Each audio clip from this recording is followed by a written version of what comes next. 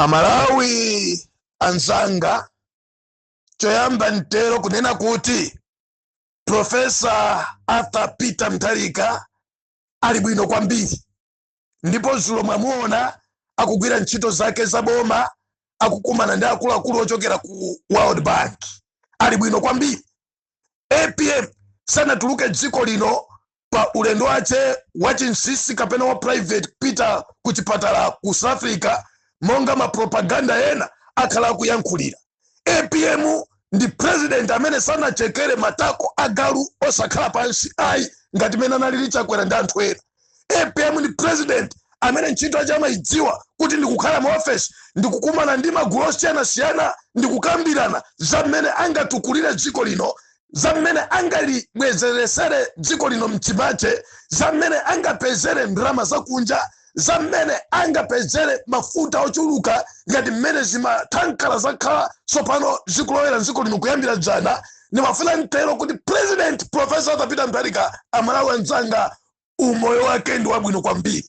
Kaya wina kuganiza kuti amene agone kuti ine ndilowepo, kaya wina akuganiza kuti amene chomwakuti nimafuna ntero atero Yehova wa makamu kuti APM alamulira 5 years paka naita ngo andi azamenyaso kampeni ya munthu amene azamusankheyo paka nazawinanso iye ndikumapita kwakhala pansi ku nyumba yace ku Peach House ndikumapuma chifukwa Yehova mukulimbana naye yi ndi Yehova amene anamusankha APM. So ngati munthu wasankhidwa ndi Mulungu, inu kamalimbana naye mulimbana ndi Mulunguyo, ndipo ngati mupitirize posachedwa mulowa pansi apa 6 feet down chifukwa mukulimbana ndo sankhidwa wake wa Yehova. So uthenga wanga woyambirira kwa inu nonse nzika za dziko lino, APM ali kusanjika akugwira ntchito. Zulo wiki yatha tamuona akugwira ntchito, zulo lipamene amagwira ntchito yake kukambirana ndi akuluakulu a World Bank,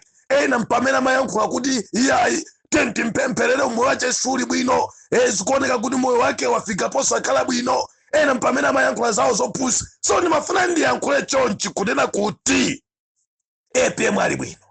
Uthenga wanga wachiwiri ndonena kuti ine ndizayima pachonadi, ine ndizateteza munthu amene akugwira ntchito yabwino ya Malawi, ine ndizayima ndi munthu amene akuyima ndi mkulukuta moyo, ndipo ngati ni nduna imene wina akuisemera nkhani zaboza chifukwa chonena kuti munthuyo ali ndi zifukwa zina pandale kwa ndunayo, koma nganizo ngati zili zaboza, ine ndizayima munthu nkumuyika pambalambanda, kandi nduna izache, kandi munthu wachipani, kandi wachipani cha DPP, kandi wakunja kwa chipani, kandi ndani, ndizayima ndikulimbana naye. Ndipo akazapanga chisankho cholimbana ndi Amalawi muzaona mathero acha nkhondo imeneyo. Fa ine sindimalimbana ndi munthu kwambiri, mawanga kamodzi Mulungu anawapasa kuthekera kwa kupanga zinthu ndikuzikhazika pansi. Mafuna ntero kunena kuti ine sindivomera ndipo sindizavomera kuti noboza lizipanga spread all over the nation. No, ine ndidzayima ndikupanga defend choonadi andisitizasekerera bodzi. Ndikuyankhula izi pali mkulu wina otchedwa Riabunya, sindikudziwa kuti ndi prophet kapena ndi chani, koma mwina titha kunenanso the other side kuti ndi satanic. So ndimafuna ndiyankhule chonchi, ndikuyankhula izi pachazoyankhula zake mbuyo mwa Malawi. You remember anapanga profesai kunena kuti APM sawina, APM safika nao ku 16 September, APM amwalira, andi APM ngatanga wine tizamugende myala paka na tizampe nyumba yace, tizagumule mkazi wace, tizamugende myala. Amalawi sosaizi jataiwala tinayeneka tikwanilise mawu amene mtumikiyi ananena kuti APM akazangoti wawina azagendedwe myala ngati Stefano azaphedwe. Amalawi ndife zisiru fasiti na kwanilisi ukamugenda Riabunya paka na kumupha chifana yankula yeka mneneri wachinyengo, mneneri waboza, mneneri amene no amapanga zandale, amene akutumikira chipani cha Malawi Congress Party. Amalawi tikumbukira kuti tili ndi ngongole yokamugenda Riabunya, right? Ani ma audio ache, ma message ache ngakhale kandi wampingo kasi wampingo koma aliyese Malawi akudziwa. Ndimafuna nditero kunena kuti Amalawi mkulu ameneyi wakhala kunena iya APM tenti kumana misira timpempherere zili zisiru zimene nkamwa mwawo mumatuluka mawu aziwanda. Nimafuna ningomchenjeza mnyamata ameneyi kuti sunakhwime pa mchombo my brother and usamalise kwambiri chifukwa ndikoopsa kwambiri kulimbana ndi munthu amene Mulungu wamusankha, kulimbana ndi munthu amene Mulungu wamudzoza. Remember, anthu akhala kumuyankhulira zambiri, anthu akhala kumuphesa, anthu akhala kumudwazika, but the guy still stands strong. So you can sit down and meditate, kuzipanga ask yourself kunena kuti no, kodi munthu yakungopita mechitsogolo pamene ife tikumulengera matenda iye mpamene ali bwino, pamene tikumulengera imfa mpamene akutukula dziko lino. Chifukwa chani? Mukalimbana naye munthu odzozedwa wa Mulungu, mupita ndithu pansi pa nthaka iyi 6 feet down, mulowapo. Ndimafuna nditero kuti Amalawi mukumbukire kuti Riabunya ali ndi ngongole imene ananena kuti APM sawina zisankho andakazangoyina timugende. Amalawi sindikuziwa tikudikira pati tiziganizire zimenezi. Ndipo ndimafunanso ndiyankhule chonchi kuti wayambanso lero kulimbana ndi APM, malimbana ndi umoyo wace, fa pali pena pati pamene pakuchokera zidalama zimene kukhuthululidwa kuti aziyankhula mulipomboneza ziko nkumayankhula ngati mneneri, koma asali mneneri. Ife aneneri timawadziwa, aneneri amene timawadziwa ife bwino ndi aneneri amene safunsa ndinenere iye ikoma mwakuti oyankhulira za mkutu mwawo. Uneneri ochokera kumwamba umabwera kwa munthu wina lesonso ndifacho tito yamazitcha kuti ndi prophet. Ndimafuna ndiyankhule choncho za Riabunya. My brother, be careful, because ukulimbana ni munthu olimbana amene Mulungu wamusankha, amene no ndi the chosen one, amene no ndi remnant, amene Mulungu amamukondera. Ndipo if you continue fighting ndi munthu osankhidwa ndi Ambuye, iweyo posachedwa Amalawi akakuzalira nkhata. Sindikutemberera, koma ndikuyankhula kunena kuti as a servant of God ndikudziwa bwino kuti from history wina aliyense amene anayima molimbana ndi odzozedwa wa Mulungu, kulimbana ndi osankhika wa Mulungu, Mulungu samamusiyira mmudzi kapena nthambi. So my brother, be careful. Once again, fellow Malawian, Professor Arthur Peter Mutharika is fit and nothing is wrong with him. Our president is strong, and wina aliyense akamanena zace Mulungu achitira chimene Mulungu atha kudziwacho. Utenga wina ndimafuna ndiyankhule kwa m'bale uyu amakhala ku America.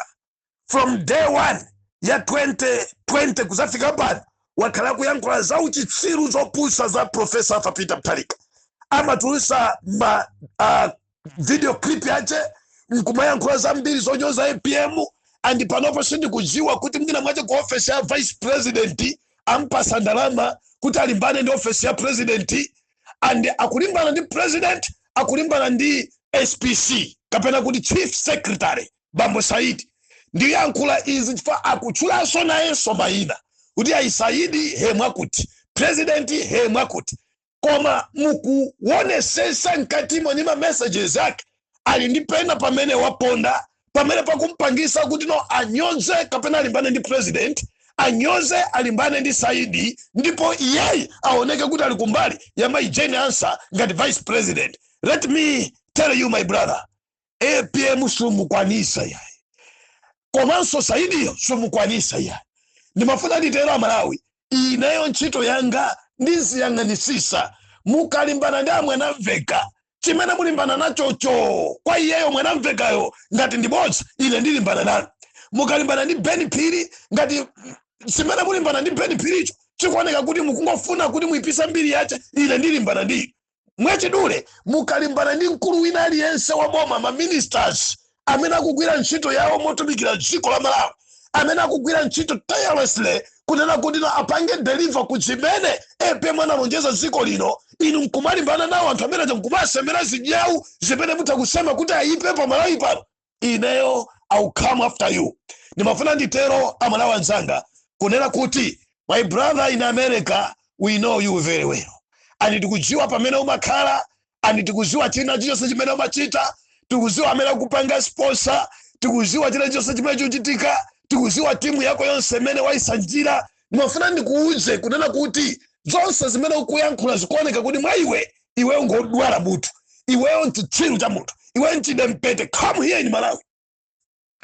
ifeyo mu 2022 2023 titaona kuti dziko la Malawi latengedwa ndi zidole, dziko la Malawi latengedwa ndi saziwi, dziko la Malawi latengedwa ndi khanda, dziko la Malawi latengedwa ndi munthu amene akuyendesa dziko ngati akuyendesa banja la ambyache, dziko la Malawi latengedwa ndi munthu amene akuyendesa dziko lingati church cha anthu 300 chakwera. Tinayimirira kuti siziteka, ndipo one of them ndileyo amene ndinasiya china chilichonse ntchito yanga yabwino ku South Africa, ku Cape Town, ndikubwera ku Malawi kuti no, sindikuyankhuliranso ku Malawi mademo kudzudzula ndili ku Malawi komweko sindinaopeya. Tinabwera kuno ku Malawi 2023 ndikuyamba kumenya nkhondo kuchosa zitsiru zidempete zonse mboma panopo zili kunja kwa boma. So if you know kuti iweyo ndi wanzeru, come here in Malawi.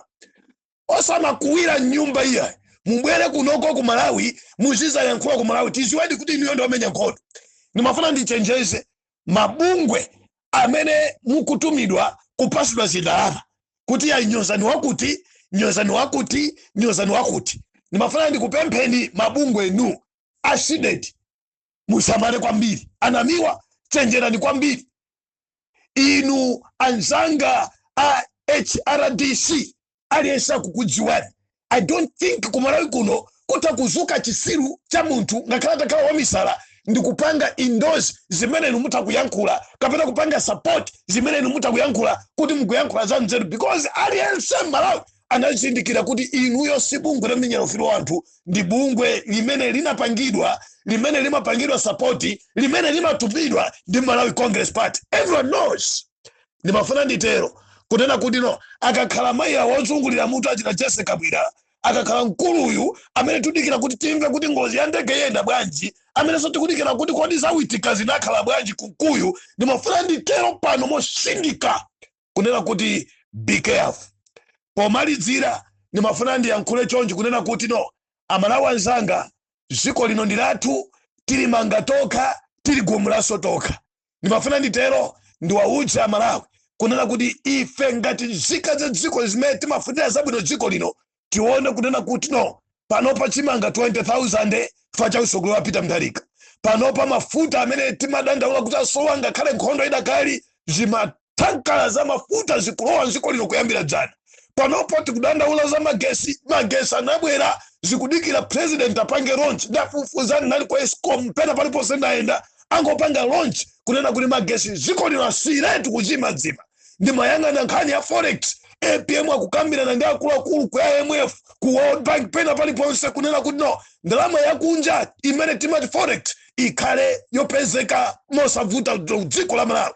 Nkhani ya zipatala, mankhwala, tipite pena paliponse tiona kuti zinthu zayamba kupangidwa restore. So sitingavomere chisiru china cha munthu chitionongere dziko. Lastly, ndimafuna ndiyankhule mobwereza zimene ndinayankhula mu audio yanga yapita ija ya dzana. Ndimayankhula kwambiri, ndinayankhula mchizungu, and Amalawi ambiri anandipempha akuluakulu kunena kuti no, yankhulanso zimene zimchichewa.